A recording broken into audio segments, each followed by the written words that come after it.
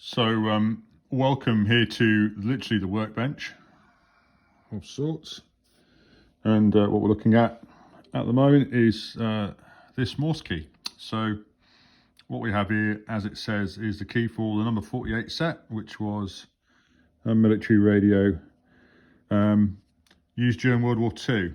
Now, got a bit of an interesting history to 48 set. Although it was a radio issued to both the British and Commonwealth forces, including the New Zealand Army, it was actually a radio built in the United States. So went on issue, I think, about 1942, 43, something like that. And this key is part of it. I think my understanding of the 48 set was it was obviously a CW and AM transmitter and receiver, separate transmitter and receiver sets, so not a true transceiver, but separate sets, all in one thing, backpackable, and was widely used throughout a lot of the Pacific campaign, certainly by the New Zealand Army, and I think they took them into Italy as well. So yeah, pretty much the standard radio. So here in New Zealand, this key is not vastly uncommon, although I think in other parts of the world it's quite a rare bit of kit. Now, this key has seen many better days.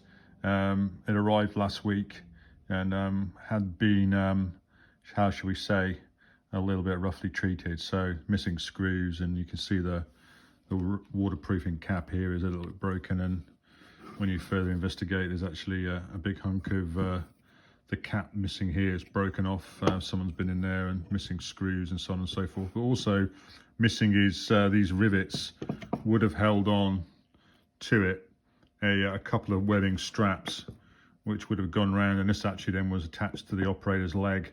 So you know, during battle or what have you, or on manoeuvres, the operator could take a knee and then use the knee as a solid sort of base for sending Morse on.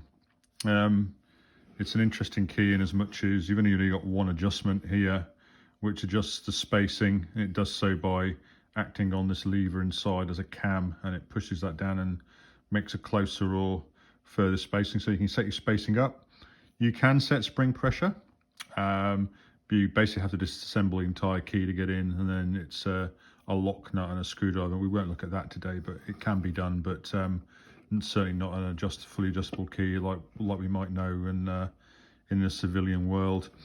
And interestingly, a feature here, this switch would conflict the key obviously from send to receive. So, you know, obviously with the transceiver or the separate receiver and transmitter, you could receive and then obviously flick into send, and then key up the transmitter and then flick back to receive. Back in the day, still got the original cable and spring relief. And this cable is quite interesting actually. When you strip the outer rubber sheath off, there are 4 conductors, which obviously 2 for the key and I guess 2 for the switch here, and they're all quite tightly spiral wound, so it's actually a very robust bit of wire, and still going strong to this day, so many years later. The base is basically resin impregnated fabric, so these days we'd call that micarta, but I think it was also known in those days as praxilin or something like that. And it's basically, I guess, an attempt to make it rigid but also lightweight, obviously rather than being a piece of steel or aluminium or whatever, which would have weighed a bit more. This was both waterproof and reasonably lightweight.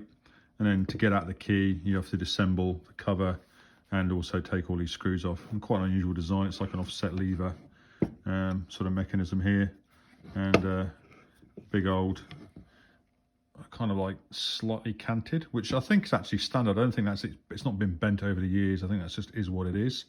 And it's here hooked up to a TS520, which isn't period, but is as period as I've got, unfortunately, and is not too bad.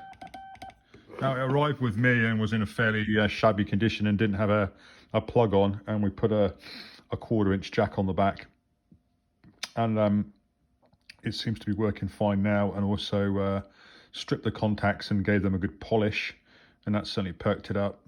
But what I'm finding with it is you know,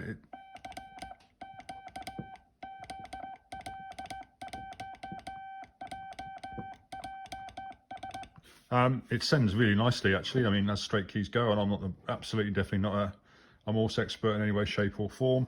But what it tends to happen is this tends to fall out of adjustment fairly frequently.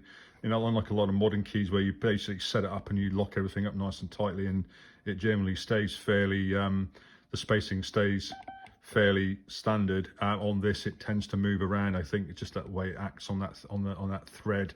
It eventually sort of moves things out. There is a lock nut there, although that's quite hard to see in that light. And there you can see the lock nut there, and you know, tighten that by hand, but it does wear loose over time. But you know, it's very old, 80 odd years old, or I guess, or thereabouts. So you know, it can be expected to be a little bit loose as a goose, I suppose. But a really nice key, quite unusual, and hopefully you know, that's of some interest to you out there. So all very good.